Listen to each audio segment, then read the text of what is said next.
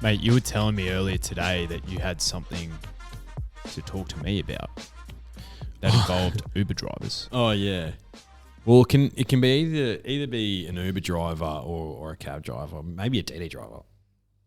Whoever's cheaper. Whoever's not surging at the current time. Yeah. Have you ever been trapped like in a D&M with a deep and meaningful conversation with an Uber driver or a cab driver, and it was a D&M that you didn't ask for, mate? Off the top of my head, no, but I know what you're talking about. Yeah. So yep. It happened to me recently. I was in an Uber and, mate, wouldn't have even been 2 minutes into my journey. Shit. And old mate says to me, he's like, mate, can I ask you a personal question? It's like, why? It's like, yeah, sure. What are your thoughts on that? Points to a Brisbane City Council bus in front of us, and they've got advertising on the back of the bus basically saying, hey, we're on the hunt for some more drivers, right? And it's just a picture of a bus with two, what I assume is bus drivers working for Brisbane City Council, one of which is a female Asian woman, and the other is like a Middle Eastern, I'd say. Person of colour. Yeah, person of colour. Right. And I say, what? Like, well, what's your point? He's like, do you think it's racist? Excuse me? I was like, what do you mean? That's what you took out of that? Yeah. He's like, what the fuck? Well, you know, I can't say I've ever seen bus drivers who work for Brisbane City Council who look like that. I was like, what? So that's racist? The fact that they've used those two people as the advertisement to encourage people to apply to become a bus driver with Brisbane City Council. And I was just like, well, mate, I was like, oh, I don't think so. But to be honest, I don't really particularly care what the person looks like on this advertisement, mate. Like, I have bigger fish to fry.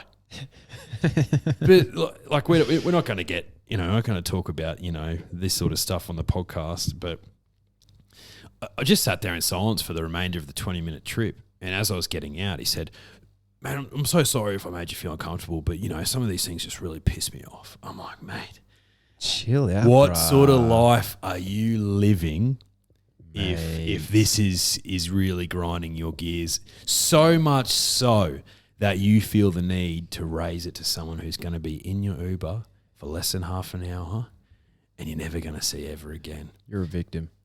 Mate, you're a massive victim. And look, to be honest, mate, like, I don't want to have a D&M with my mates, let alone bloody an Uber driver. Like, I am surface level. When you scratch away the surface, mate, there's absolutely nothing there. Empty. I just want to talk about horse racing, And even then, don't talk to me seriously about horse racing. You know what I mean? Like, I know what you mean, mate. I know what you mean. I feel like I get stuck in these D&Ms with bloody Uber drivers and cab drivers like too frequently. I just want to sit there in silence, mate. Like, do you want to just sit there in silence or not? Mate, all right. If you're in an Uber, do you go in the front seat or are you back seat operator? Back left. Yeah, same. Yeah. And if you want to do what I do, you avoid this situation. You take your AirPods out with you. You chuck them in. You whack those bad boys in and you either scroll on TikTok or watch whatever you want to. Watch the day's racing. And I don't think that's rude. Mate, I'm paying them. No, you're right. You are right. Yep. See, my lovely partner, G, she feels the need to strike up a conversation. Oh, no. I'm just sitting there. I'm sitting there in absolute silence. I was like, it might seem rude. I'm just not interested. But yeah, I was thinking about that today. I was like, what's this guy's deal? Where do some people, find the need to get annoyed by everything that they see, mate? Feel like I've been unwashed and unclean from the victim vibes. Get off me. We've had a strange week drifters. We really have. Yeah, it's been a surreal it has. few weeks, that's for sure. So a good mate of ours, unfortunately, and commiserations to his family, our friends, us, unfortunately passed away in recent weeks, and the funeral was on Monday. So we saw a lot of people from school, one of which, who was a bit of a blast from the past. Mate, we found out that he had one of the great multis of all time on the weekend previous at the wake. As you do, you're pressing the flesh and catching up with everyone and who you haven't seen in nearly a decade. Mate, this man not only had one of the great multis of all time, he had another one that fell through, and he shows us the ticket and he's like, oh, this one let me down. My thing let me down. I was like, oh, yeah, everyone has a horse that's theirs. Yeah. The horse was Gold Trip. Turns out he owns it. What? Okay. Oh, my goodness. Okay, mate. Good to see you had the multi on with Ned's too. Yes. Actually, so shout out to him. If he's listening, he knows who he is. But, yeah, not only Gold Trip, Merchant Navy, just casually won the Coolmore a few years ago. Still has his nuts. Now a stallion. So some people in the horse racing game, are absolutely kissed on the dick. So congratulations to that young man for firstly the multi and firstly just being involved in some absolutely sensational racehorses. No doubt, mate. Yeah, no doubt. Well, I'm also not surprised. Yeah, 100%. Alrighty, let's get on to dissecting some Group 1 racing. Championships Day 1. Do you think the autumn is better than the spring? Even, yeah, even. I think I love the championships, but also love the Everest and the Caulfield Cup and the Melbourne Cup and the Cox Plate. Yeah, mate, it's difficult because I reckon the autumn is gonna start fast becoming. We should actually discuss this on Nevs one day. It's gonna fast become, I think, the premier racing in Australia because you listen to all these international trainers, they're not bringing any horses over for the Melbourne Cup anymore. No. Because basically they're there for one run, and if it doesn't pass their really vigorous and tough vet mandates, it ain't running. So Sydney's a bit more relaxed, rightly or wrongly. And then they can race their horses for seemingly more prize money. It's tough. It's tough. It is tough. Look, I think you could argue very comfortably that the Rose Hill Carnival's better than what you'd argue is the equivalent down in Victoria, the Caulfield Cup Carnival. Absolutely. Because you got the Golden Slipper, and then you got the championships at Randwick. Is the championships as a product, are they better than the Spring Carnival at Flemington? Well, Derby Day and now Champions Day. Champions Day was probably the best thing that the VRC have ever done. Yes. Since we've been following the game. Yeah. But the championships is sensational. Gotcha. So, and we have a very close affinity with Derby Day as well. I don't know, dead heat. Yeah. But anyway, day one of the championships, mate. Size Produce, first Group 1. Terrific. Of the championships. I found this a little bit difficult. Now, you have 3 horses that have basically been grand finaled in this race. Or coming from an alternative form lines. That is V8, Mahaba, Brave Mead, and actually a 4th, Cafe Millennium. Very interesting runner as well. Getting a price about him. Now, when the fields came out on Tuesday, we were texting each other ferociously. Going, what the fuck is happening with these barriers right now? Because they have not been kind to some of our more favoured runners. What are your thoughts on how this race pans out? Oh, yeah, just a few of the barriers, again, just hindering my confidence. Here's what it is. Well, I know you're a guy who likes to back a horse on their grand final, and you're also a guy who doesn't like to back a horse who is potentially running in a race that's an afterthought. So I'd be interested to get your opinion on horses that you would argue were meant to peak the other week in the slipper, like the likes of Cylinder, Don Corleone, etc. Out of, I think we might have even said this on the review podcast of the Slipper Day. Cylinder had the dream run, and he still couldn't win. Maps to get a very similar run here. Am I confident that he runs out of 1,400 metres? No. With this opposition, I'm not. Against his own age, can probably get away with it. J-Mac in the saddle, barrier 4, tick, tick, tick, tick, tick, tick, tick. Am I diving into the $2.20 with Neds? Absolutely. Tough to. Absolutely not. Don Corleone has been up for ages, but of those first 4 through the Slipper that are here, i.e. him and Cylinder, he's probably the one I'm leaning towards. Do I have any of those on top? I don't. I'm going alternative form lines for those ones that I think are here on Grand Final Day. Yeah. Okay.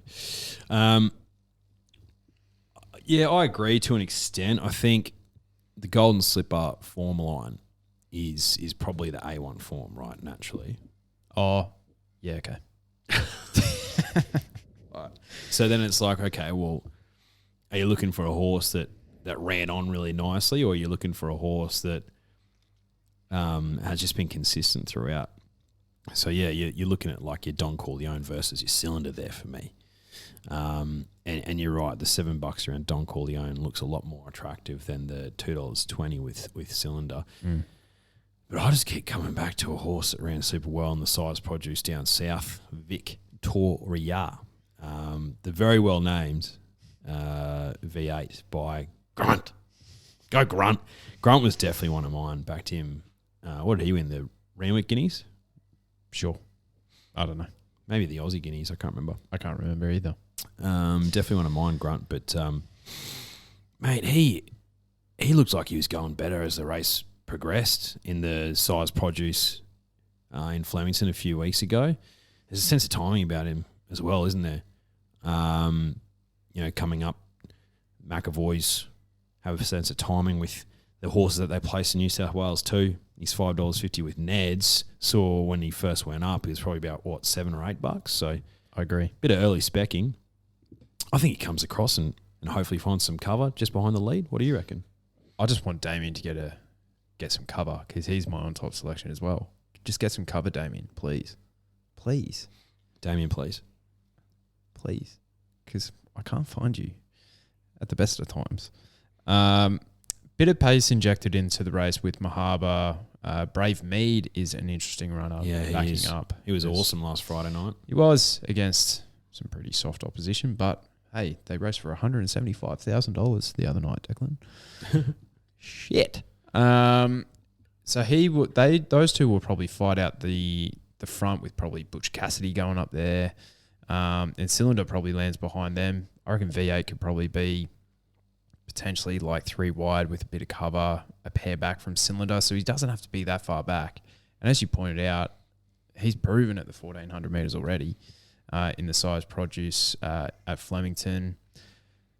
Yeah, proven if it's good or wet, because that's a genuine bloody coin flip at this stage. Yeah, I found him on top as well, mate. The way I'm actually playing the race is to get a bit of value out of it. So $70 to win on V8 and a $30 Cornella, so having that pay 10 times. Risking the favourite, just hoping he runs his end of prep. If I'm wrong, so be it. It is what it is. Don Corleone, V8, and Cafe Millennium, I think, is a stupid price. Silly price. I can forgive him for one poor run in a very small field. Lot more pressure here being a grand final. Aussie Tom in the saddle.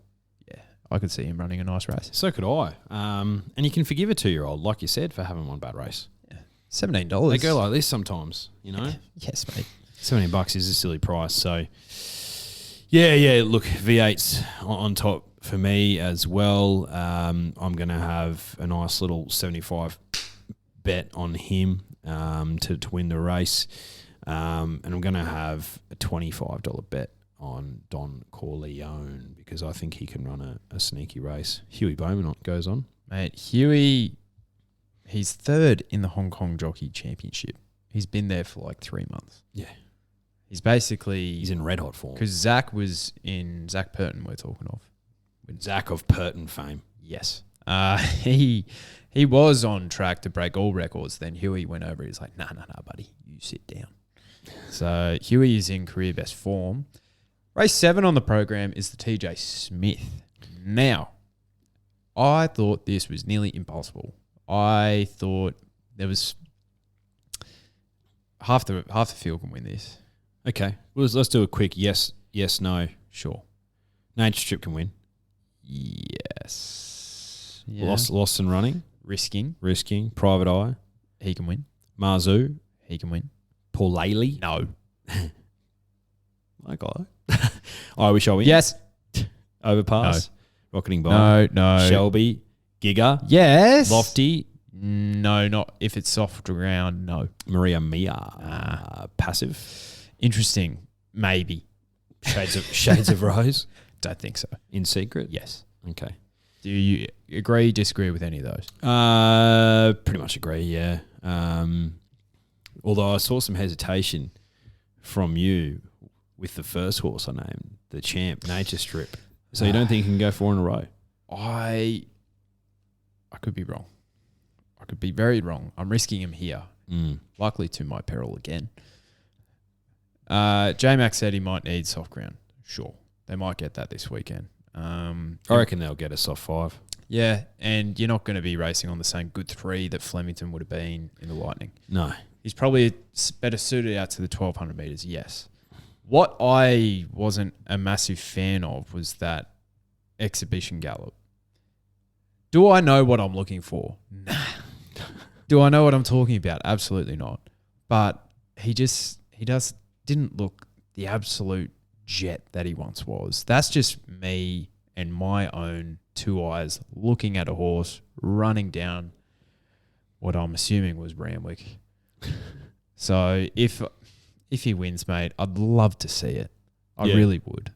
I'm just going with the new kids on the up. Yeah, fair enough. So who do you think's the forgotten horse in this race then? Oh, probably is. I love the horses that come from handicap races that were really top weighted, and that's probably Private Eye. Private Eye and Marzu, who had carried similar weight. Private Eye, I think, was the top weight in the Newmarket, and he ran a pretty good race with no one really to follow back on the inside. No. They're probably the 2 forgotten horses for mine. I'd lump I Wish I Win in with that because he's $8.50 with the market. Yeah, and his sectionals coming home in the Lightning were insane. And then he wasn't weighted super well, you could say, in the Newmarket handicap. He was just too far back. I thought the same thing. I actually went and checked, and in Secret, she had the weight to do it, but she actually ran home a quicker last 200 than I Wish I Win. In the Newmarket, yes. Yeah. No, I'm not surprised by that, but in the Lightning, he flew home, mate. He was airborne. He did. Absolutely airborne. I think Nature Strip can win. Yeah, I think he can win. Chris Waller, mate, like, you know, he's not Superman, but he's just a genius. And yeah, a bit more given the track, 1,200 metres. It just seems like one of those races where it's like VE in the Melbourne Cup when she absolutely brained him. Like I said when we did the podcast beforehand, I was like, I'd be surprised if she wins. Yeah, she blew him away. So yep, I don't want him to go around without any of mine. I'll say that much about him. I keep going back to Giga Kick. I backed him first up in the challenge stakes over 1,000 metres where he completely bungled the start. He was too far back. But the chat around his sectionals over the final 600 metres of the race, they're just like, horses can't go much faster than that, Daniel. They just can't. They physically can't. There'll be a sack of pressure up front in this race, I think, because, you know, it's a genuine 1,200 metre Group 1, the TJ. As genuine as you'd probably find. I would think so. Mate, Zach Purton jumps on board. If he jumps and if he's midfield at the turn or even slightly back on midfield at the turn, good luck to you. I think he's going to be a special horse for a long time. Giga Kick. So he's my on toppy. But yeah, I'm not going to let Nate Strip go around without any of mine. What do you reckon? Yeah, I saw it similar. Like he's what, 1 in 1,000 last 600s or something at Randwick. Yeah, and he did it on soft 5.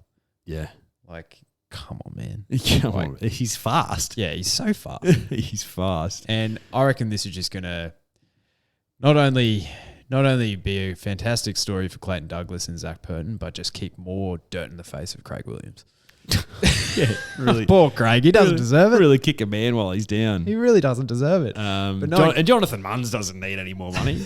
But he's got 2 in this race: passive aggressive and Giga Kick with my favourite Silks. But yeah, he's going to be incredibly hard to beat. The way I viewed it is, I want to be with the 3-year-olds here, and the 2 best 3-year-olds, and that's being probably a bit harsh for Lofty Strike as well. But if it is a soft track, which I anticipate it will be, I'm hoping it is, that does suit Giga Kick and In Secret a little bit better. I think Lofty Strike is on top of the ground. And In Secret actually meets, she actually meets I Wish I Win only 1 kilo worse at the weights here. Yeah. So I was looking at I Wish I Win, I'm like, is he my pony here? But then he's actually not that much better off. So I'm like, whatever. I'm just going to go with the 3-year-olds. Giga Kick on top, $60 to win for him, and then $40 on In Secret. I was contemplating putting In Secret on top because I think she might be in front of him in the run. But Giga Kick has like a rocket strapped to his backside. So that could offset it. The rocket could offset it, mate. He's like Dominic Toretto in Fast and Furious. Just hits the nos. And just pips him on the line. Yeah, Giga Kick, $60 to win for me. $40 on Nature Strip. Because I genuinely believe he can win. I Wish I Win, I gave a lot of consideration. So wouldn't shock. But I think he'll be dead last at the turn. And In Secret wouldn't shock either. So I think we've nailed it, mate. Yeah, hopefully. And shout out to Private Eye and Marzu. You're just bloody good horses. All right, Doncaster. Barriers don't get much better here. Stinky. So fucked, mate. Like, what do we have to do? Now, I've seen a lot of good judges banging up for one thing that has, I think, let me check his stats. Last 12 months, he's had 7 starts for 1 third placing, and that was last start behind a very good horse in Animo. That's Converge. And a lot of people are making a case for him, and I can understand. I can understand that. I backed Converge in this race last year when he started $5, and I reckon he finished 20th. Do you think he is one of the horses to beat here? No. Okay. I completely understand that, but I've got to say no because he was 6th or 7th down the list on horses that I'm keen to back. So I've got to say that. Right. But he wouldn't absolutely shock. No. Yes. Okay. Well, should we do? You ask me. I'll ask you this time. Okay. Alligator Blood. Can he win? No. Nice. Yeah. Mr. Brightside. Yes. Cohen's Lane. No. My Oberon. No. Fangirl. Yes. Going Global. Interesting, potentially. Converge. Yes. Duke de Sessa. No. Gentleman Roy. No. Lions Rule. No. That's disrespectful by you. Love you. Nugget. No. Bandersnatch. No. Oh, fuck off. Golden Mile. No. Mustang Valley. No. Hope in your heart. Sorry, Hutch. Actually, you know what? I think she can. Yeah. Yeah. Thank you. Zougotcha. Yes. Protagonist. Yes. Cephas. Wouldn't shock. Wouldn't shock. Communist. Yes. Lindemann. Yes. And Emergencies probably won't get a run. But if Osipenko did, I'd say Osipenko could probably win if he was in of the race. those. Yes. Yeah. Of those emergencies. Yeah. Yep. Okay. So, what you're saying is There's a few chances. There's a few chances in this race, Hutch. There's a few. It's always such a tricky race to find the winner. I think the biggest thing that I think about when I'm looking at the Doncaster Mile is that it's always going to be a fast run race. It's always going to be tough. There's going to be pressure. So you want something that you know is an out and out miler. I learned that the hard way last year when I backed Forbidden Love. Yep. Even though she was going super, there were heavy decks all round. Last autumn, she got in on 50 kilos and she was winning Group 1s, Group 2s left, right and centre. She's just not a miler. Yep. So you still want something that can run a really good mile, tough race. So I think something that excels from 1,600 up to 2,000 is what you want to look at for this race. And the weights do matter a lot. But if you go through the history, a really good horse with a little bit of weight relief will still win this race if it's got the class. So when I was looking at the race, that's how I assessed it. And 3-year-old colts and geldings do have a pretty good record too. So are you sort of leaning in that general direction or? Yes, similar. It's very similar. If it's dry, I'm not keen on my on-top selection anymore. So I basically have to wait until game day to see what the track conditions are doing. Yeah. Because I think this is like one of the races where my strategy does change a fair bit. If it's wet, I'm just going to back her. Hope in your heart. She's gonna crush me. She's gonna run fourth again. But she is $27 here. That is a stupid price, considering what she did in a very fastly run Golden Eagle. 1,500 meters. Rose Hill track probably doesn't suit her.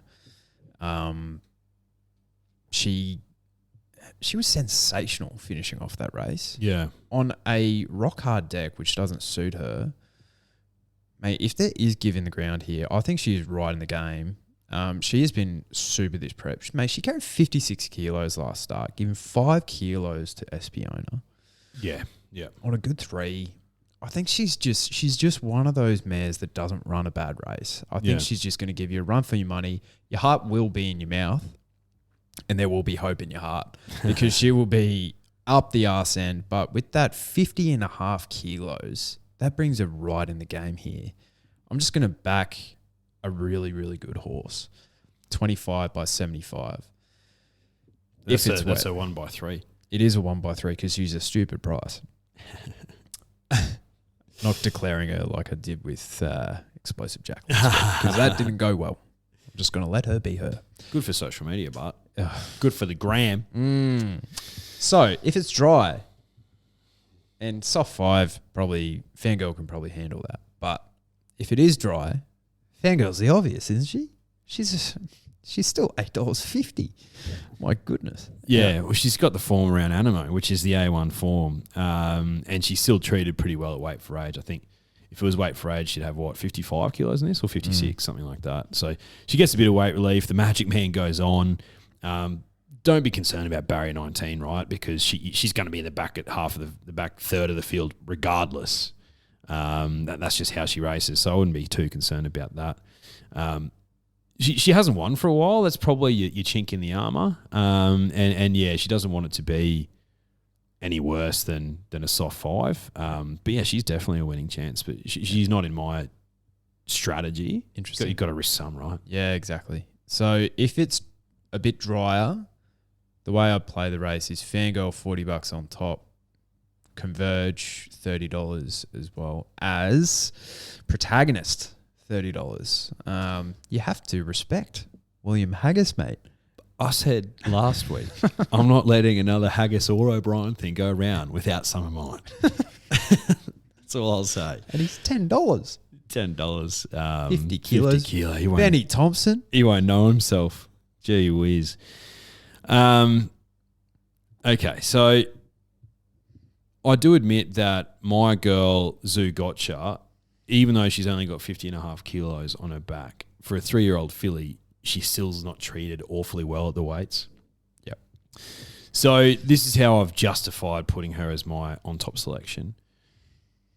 From that gate, she just needs a little bit of luck to land forward to midfield. Not a stack. 13's not as bad as what it seems on first glance. She handles all conditions. So if it's a good 4, soft 5, soft 6, whatever, it doesn't bother her whatsoever. Karen McAvoy, we know in these handicap races, gets the JD. My other logic with her was, right, if she went to the the Randwick Guineas, do I think at weight for age she would have beat Communist and Lindemann? I think she would have. Yeah, probably. I think she would have. So, yeah, she meets them worse off technically at the weights here. But I just think she's a really good horse, mate. And it takes a special filly to win this race. So it still would be a holy shit moment if she won the race. But this has been a target or prep. I'm not letting her go around this race without her being my on top selection, because I'd be absolutely devastated if she won and I didn't declare her as my on toppy. So $40 on Zougotcha to win. $30 on Protagonist. Exactly your point. He's having his 7th go at the mile. He's never won. He's never even placed. This is a different type of mile though, with 50 kilos on his back. William Haggis is a genius, so you got to back that in. Then I'm going to have $30 on Mr. Brightside. Like, yeah, he's the second top weighted horse in this race, but you could argue he's the best miler in the country, right? Behind Animo. Like, you could argue that. And he's still treated better at the weights than Alligator Blood. He's drawn barrier 2. He's got Zach Purton on board. He'll be close. If he wins, I would not be shocked in the slightest. He wants a really tough run mile race. He's going to get that here. Is it an afterthought after the All-Star Mile? Yeah, it is. But, you know, the Hayes boys are flying. So he's going to have some in mind. But that's how I'm playing the race. And watch me miss the top 4 with all my selections. Mate, it's that race. All right, Australian Derby. 2,400 metres, Group 1 for the 3-year-olds. Sharp and Smart is your $3.90 equal favourite with Pericles. I think it's just the barrier that's cooked him there. Sharp and Smart is my on-top selection here. Hugh Bowman said at the start of the Sydney Carnival, coming over for one ride mainly. That's this thing, Sharp and Smart for the Australian Derby. He said that months ago. Coming over for one ride and one ride only. Who am I to judge? So yeah, 17's not great. He can roll around though. Sit on speed, find a position, be too good. Of those New Zealand horses that finished behind him in the New Zealand Derby, the one I'm most interested in is Mark Twain. Great name for a horse. Great name. Soft draw, hopefully can sit a bit closer, but at $8.50, I think he can be that up-and-coming stayer that is around the mark. And the one that is way over the odds here is number 12, Virtual Circle. Oh, yeah, way over the odds. On the quick backup. A lot of his races, it's just a barrier trial because this thing just either has really poor luck or it's just a prep run. Now, if there is given the ground, that suits him as well.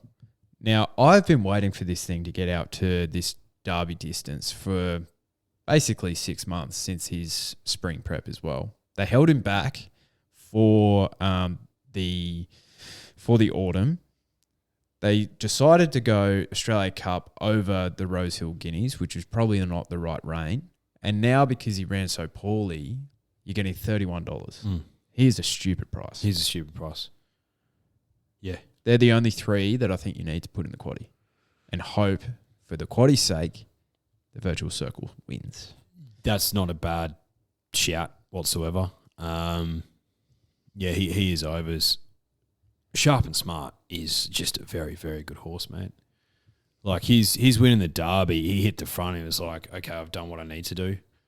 He only just won, but he either just wins or he just loses. Mate, he's never won a race by more than a length and he's never lost a race by more than a length. Yeah. How incredible is that in 11 starts? Yeah. Yep. So his 4th, he was 0.7 or 0.8 lengths away from She's a Belter. Yeah.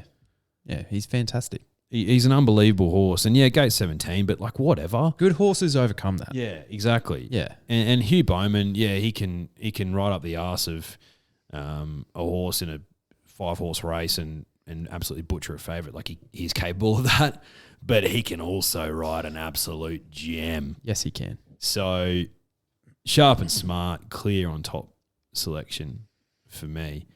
I am wary of Pericles. I'm wary of him.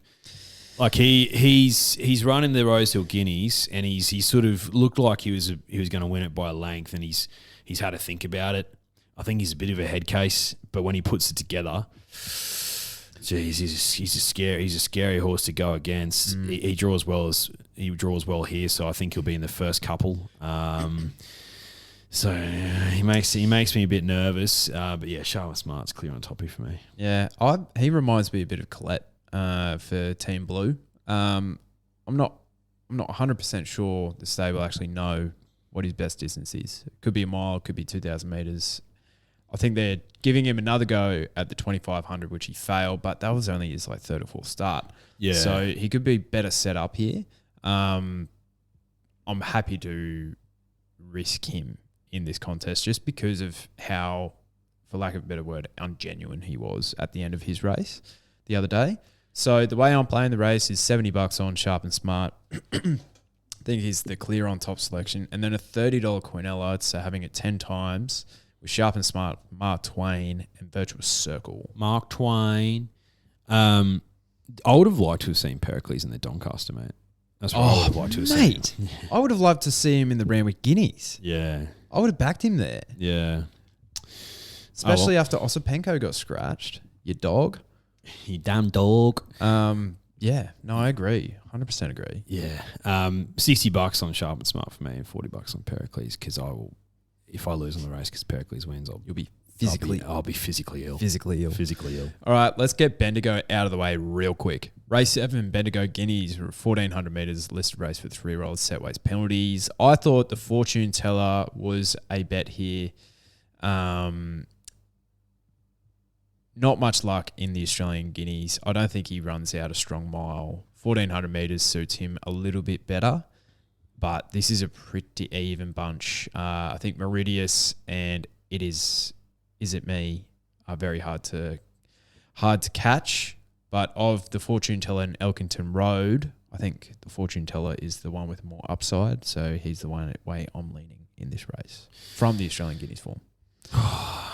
Mate, I don't have any particular strong thoughts in this race. I didn't mind Is It Me, the 3-year-old gelding, very lightly raced, form around Meridius.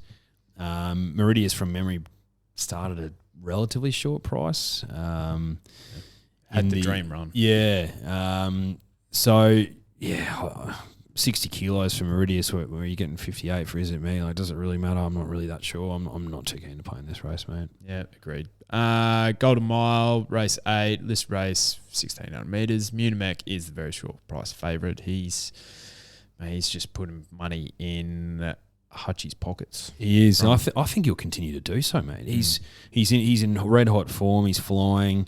Bucket's more well weighted. Yeah, there's some other horses here with a bit more class you could argue, but he's just in such good form. I wouldn't want to go against him. Yep. Here to shock, I think, is the danger. I think the market would suggest that they agree. So, but let's get back to Randwick and get through this sensational card.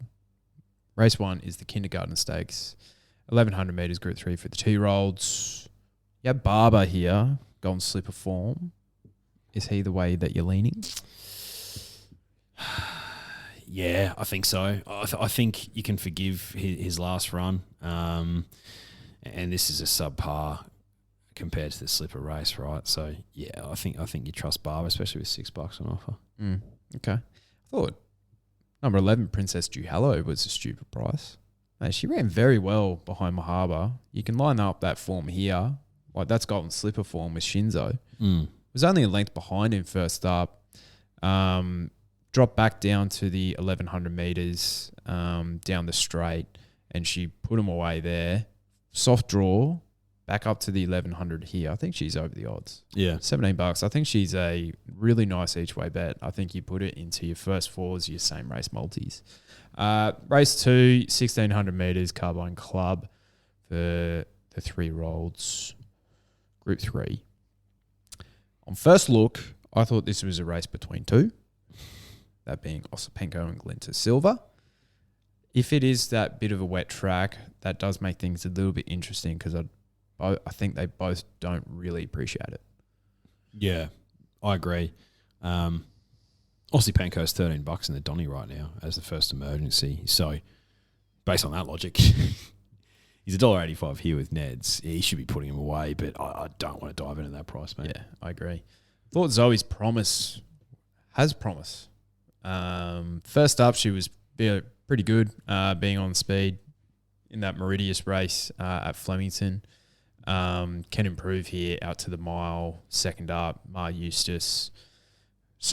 Very soft draw. If the rail's on, which can be at Randwick, she might be pretty hard to chase down. So if it is a good track, then Osipenko's your clear on toppy. But if there's a bit of give in the ground, soft 6, soft 7 sort of stuff, it's always promise might be your pony. Race 3, the Chairman's Quality. Mate, what I want to ask you in this race is, where do you map Stockman? Because I can't put my finger on him. He can go back, he can go forward. Yeah, I don't know what he does.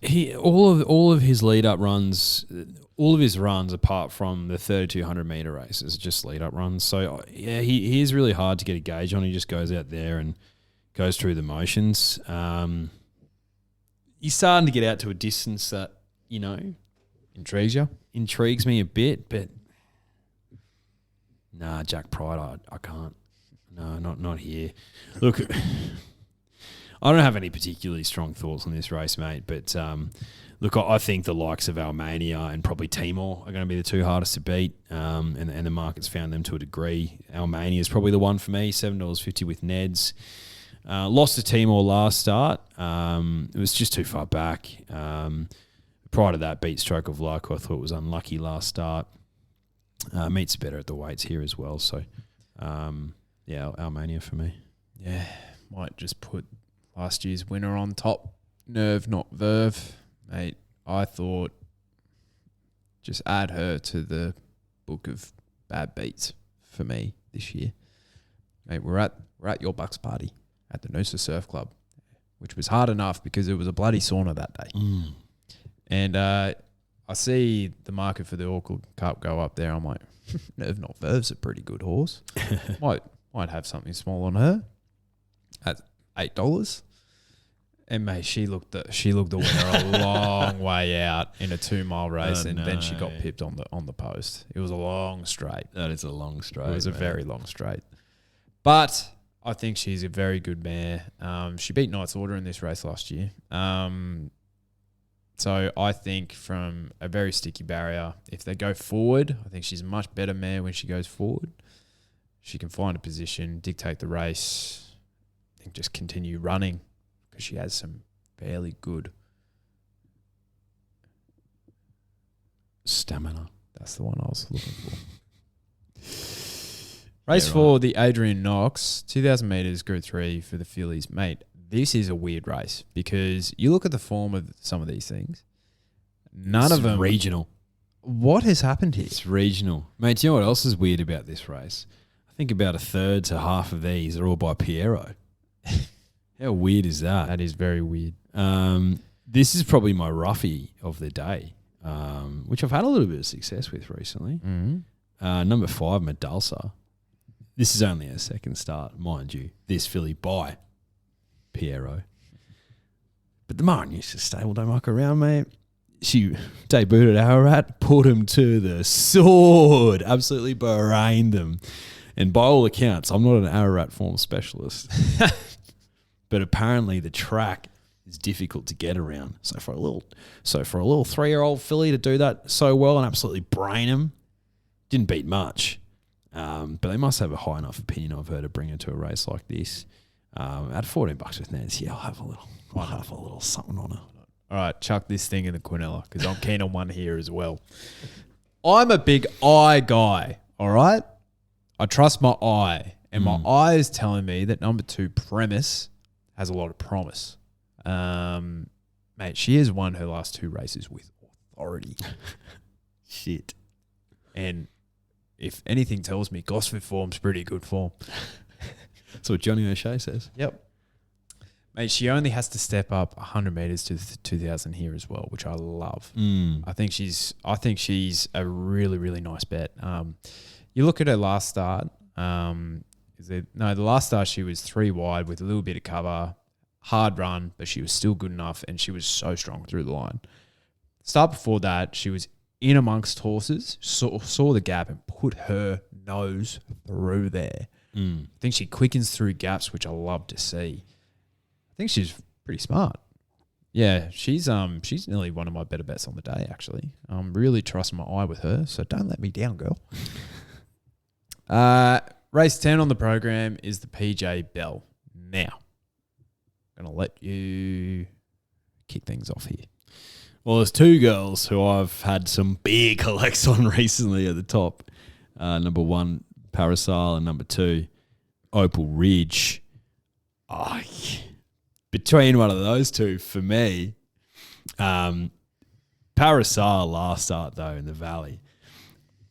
I think you made the point, actually. The 1,200 metres probably isn't exactly her go. No, I don't think so. I think she's an 1,100 metre, 1,000-metre horse. Could she still win this? 100% she could. Draws nicely. J-Mac could just get a little bit more out of her and win this race, but I'm with the fave, Opal Ridge. Found at a huge price by yours truly last start. Very well done. It's one of the few highlights of my life, actually. You're not getting that price again about her. Mate, 8 starts, 5 wins, 2 seconds. She's a smart filly, Opal Ridge. She didn't jump as well as what I thought last time, but she also drew the widest barrier, went all the way back, found a gap, went bang, catch you later. Thanks for coming. I'll take the money. Luke Pepper's got a smart one here. She'll sit handier today, and yeah, I think she'll stamp herself as a genuine group filly, Opal Ridge, by winning this Group 3. Okay. Best of the day. Thanks for coming. Okay. Chuck this in with it. I think Graham Begg is going to go in for the kill here. Magic Time is also a very smart filly. $9. You used this terminology last week. Generous. Mate, she beat not much, let's be honest. But racing 3 wide, no cover at her win at Flemington over the 1,400 metres, and she put them to the sword. She was such an easy win. Put them away. Before that, she's a Pakenham synthetic specialist as well. 1 by 5.